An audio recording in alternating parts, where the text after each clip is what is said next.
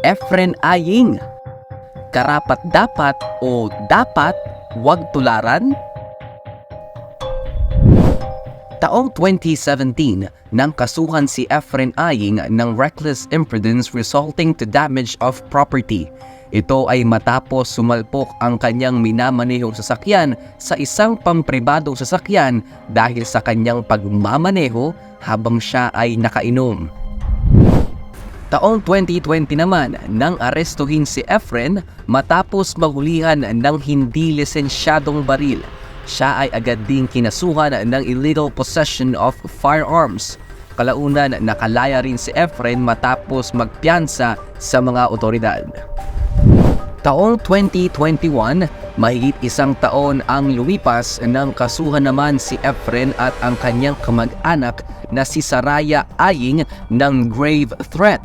Isinampa ang kaso ng kanya ring kamag-anak na si Jovelyn Aying dahil sa pagbabanta umano ng dalawa na siya ay papatayin.